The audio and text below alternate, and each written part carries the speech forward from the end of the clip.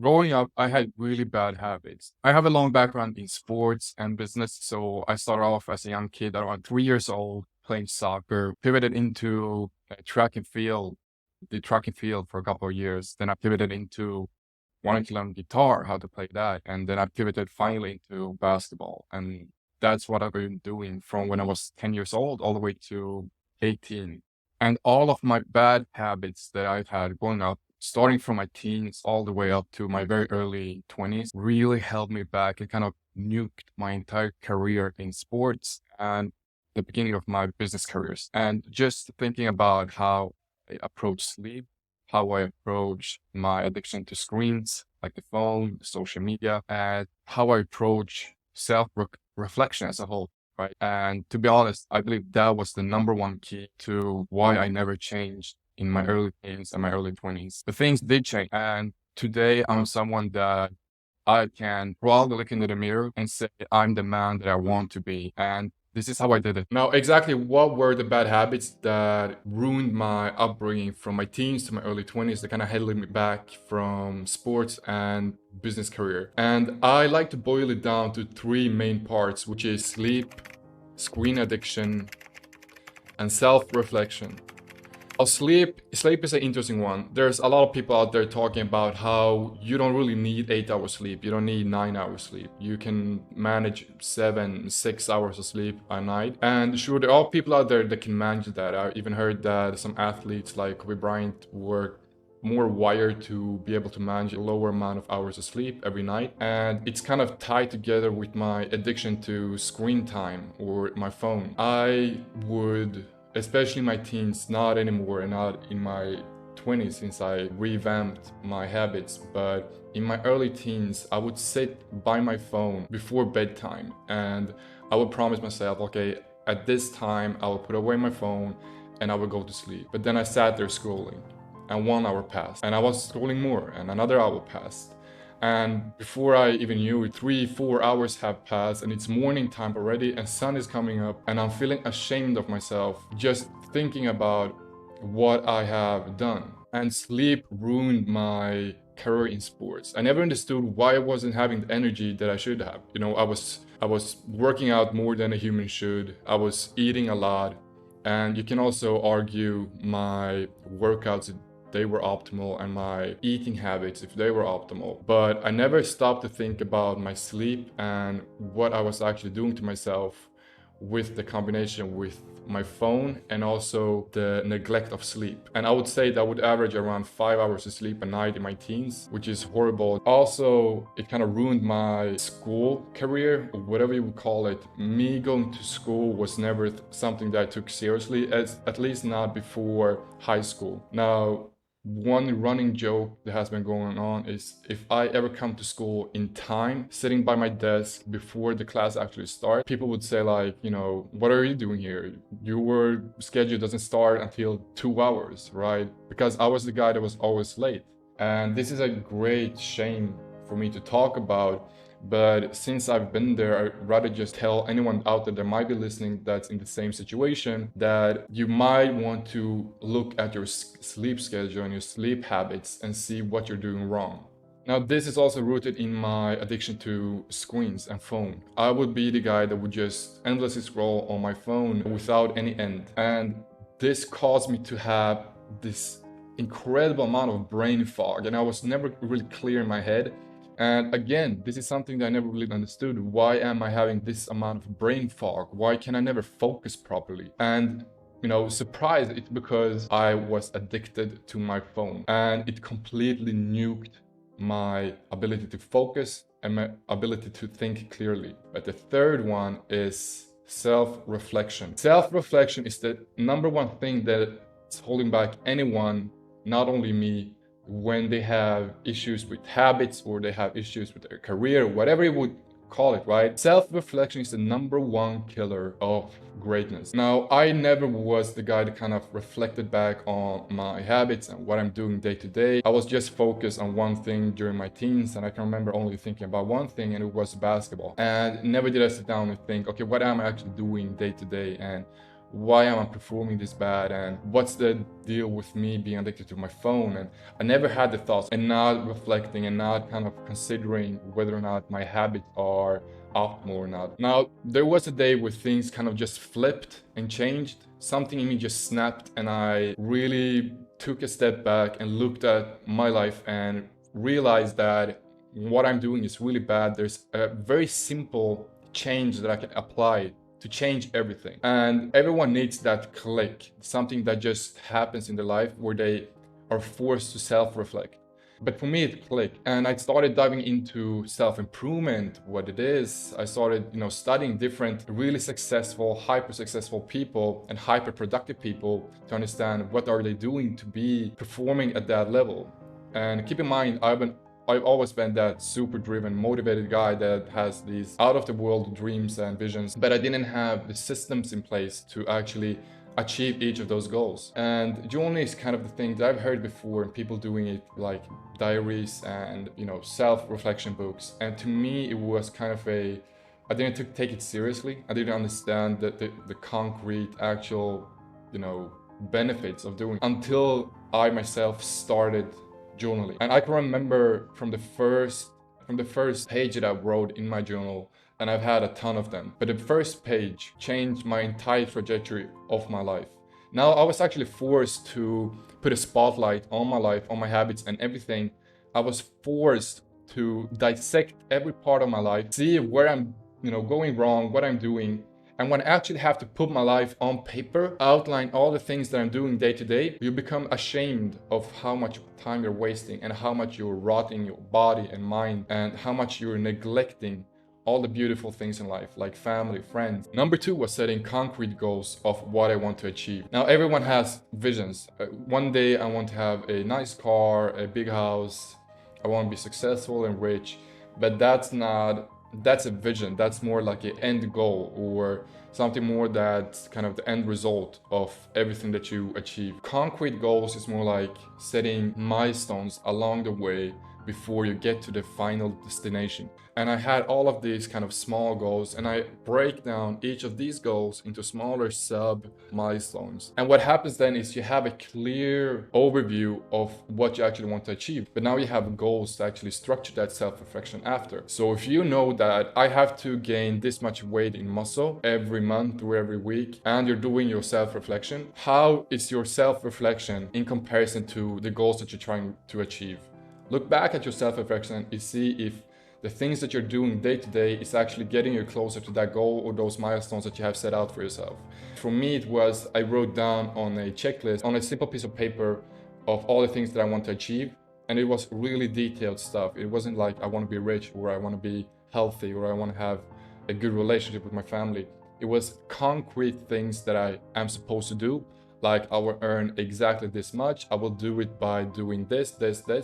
And I laid out the entire plan. Now, when I had those, I put a time frame of when I want to achieve them. And this made the goals actionable. I actually had a time frame of when I'm going to achieve them.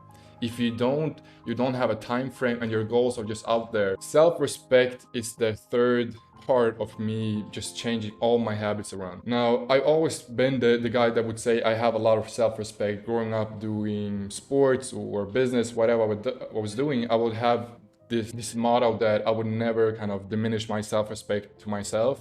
But just looking back at my habits, how I carried myself, my frame, who I was as a man, how I acted in certain situations, how my impulses reflected who I am as a man. When I look back at all of those things, I wouldn't say that I had especially a lot of self-respect, right? I didn't have the self-respect that I would say that I had. And this is something I realized when doing number 1, self-reflection, that, okay, so this is how I acted here and this is what I did here.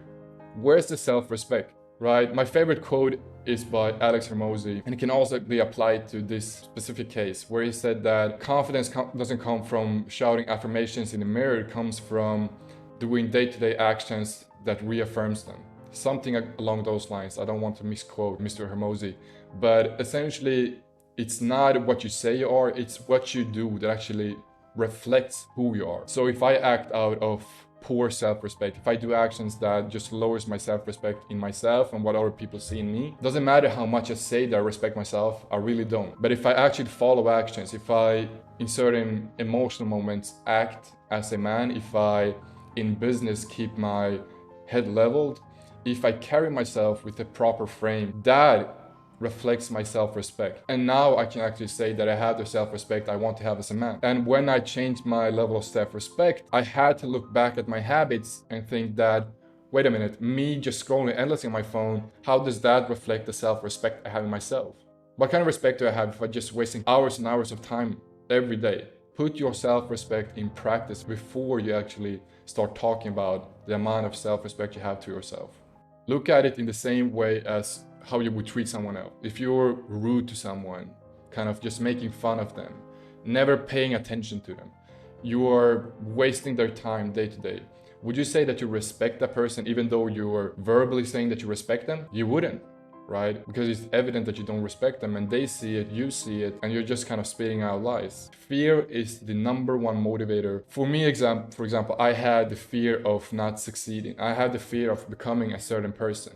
Now I have a lot of other mind tricks and systems in place to actually drive me forward and extract that drive and energy and motivation. But fear, I would say, is that one of the top motivators for me. And fear in also becoming the person that I once was. Being afraid of something is the number one driving factor, and you should be afraid, right?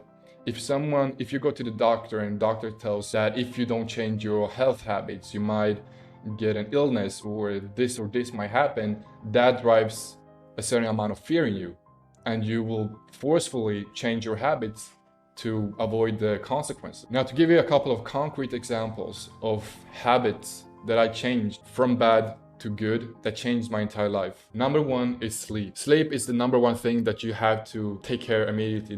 It's not something that can kind of postpone and say someday I will try to change my sleep habits. Start today. Add a sleep schedule. Every waking hour of your day should be planned out. But you should not neglect the actual sleep hours. So when do I wake up and when do I go to sleep? Doesn't matter when you wake up, right? As long as you go to sleep at a good time, the waking up part will solve itself. For me, it's 10 p.m. every night, phone shut down. I'm laying in bed trying to go to sleep. It's kind of the kill switch. Once the time is 10 p.m., everything is off and I should be laying in bed, and there's nothing that could happen to actually break that habit, right? If you go to bed at a good time, the waking up part will solve itself.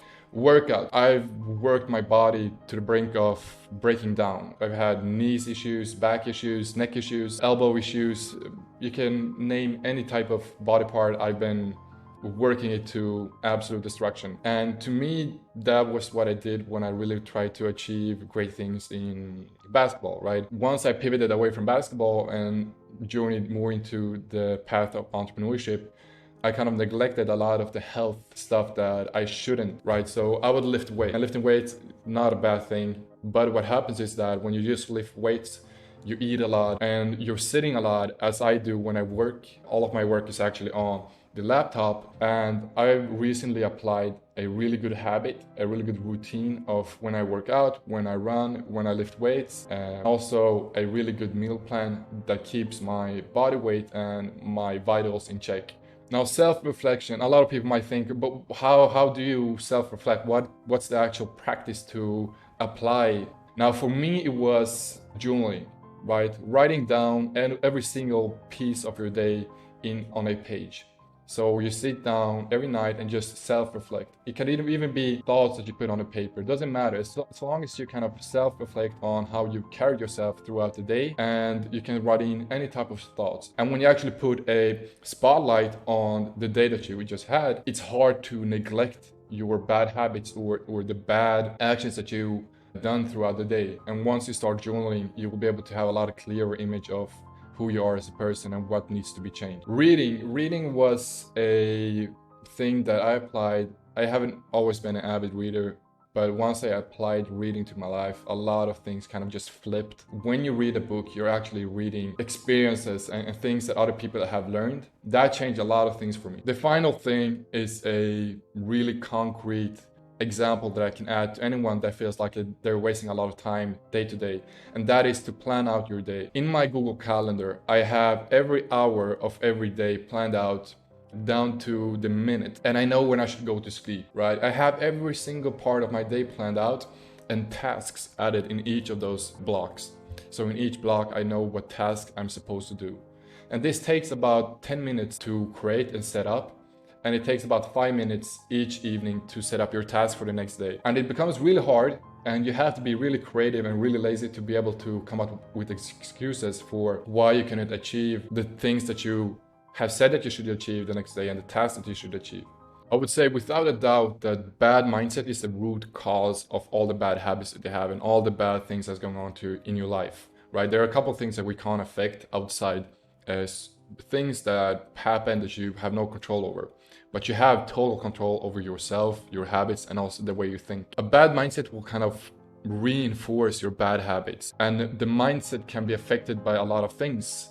Number one thing is your environment. If you're around a lot of people that constantly are pushing the same interests, right? If you're around people that like to party, that like to go out a lot, it's hard for you to not do the same things because your entire circle and your entire tribe, if you might call it, likes to do this activity. And if you do not, you're kind of excluded out of that tribe. So you want to fit in, so you have to do the same activities as they do, but you don't. All you have to do is kind of pull yourself out of that circle and apply yourself somewhere else where people appreciate the same things that you do. They appreciate the work. For me, it was moving to Dubai. I kind of extracted myself from a circle that I had in Sweden, applied myself to a circle here in Dubai. That has made a huge difference. But me as a person, I've always been picky of who I hang out with. I haven't always been the guy that just kind of goes along with anyone that asks to hang out or go to a party. I've always been very picky who I hang out with either way since I was a kid. And that was a really good thing for my development early on, to not get into the bad circles or hanging out with the wrong people, or, getting into really bad activities. And I really should recommend each one of you to prioritize the friendships that you currently have a lot less than your goals that you're trying to achieve. But unfortunately, a lot of you put your friends above your goals. And eventually, when you cannot achieve your goals anymore, that will be a huge disappointment and even a depression for a lot of people. So reprioritize as early as you can. Another thing that, keeps you in the bad mindset is reinforcing habits that keeps you in that mindset. But if you just break away from that habit, all of a sudden, the way that you actually approach it looks a lot different. If you don't check your Instagram every day, it becomes a lot less important. If you have a sweet tooth, me, for example, I've always been, the guy that likes to eat chocolate and chips. But as soon as I kind of removed myself from that habit of buying chocolate, buying chips, I gave it 2 weeks, 3 weeks, and I now never have the urge or the impulse or the want or need to eat chocolate or eat chips. And bad habits is created from a bad mindset, and vice versa. The bad habits that you have reinforces the bad mindset that you have. So if you are the guy that does X, Y, and Z, you're going to reinforce the mindset that you have at the current time. But if you break away from those habits, that will also cause a disturbance over in your mindset and, restructure of how you think about these individual habits and these things. It's not easy. It's not like just clicking a button. There's a lot of work that actually goes into it, and you have to be prepared to put in the work to change the fundamental way of how you view life. And if you think that this video helped you in any way, if you feel like you got anything out of it, show some love, leave a comment, leave a like, leave a subscription. That's the only way I can actually understand if I'm providing you with some value, if I'm giving you something that you can actually apply to improve your life. So I will be providing a lot more videos like this. And if you feel like this is helping, you want to get tips on financials, wealth, health, well-being. I do not claim to be a multimillionaire or a perfect person, but what I can do is give the tips and tricks of how I got from where I was to where I am today. And that's everything I can do for now. And I'm actually just trying to give tips to myself if I was watching these videos when I was 16, 15, 18 years old, and what I would say to myself if I could go back in time. And if you think that these videos are helpful, would love to have you stick around and watch the future ones. Thank you so much. See you in the next one.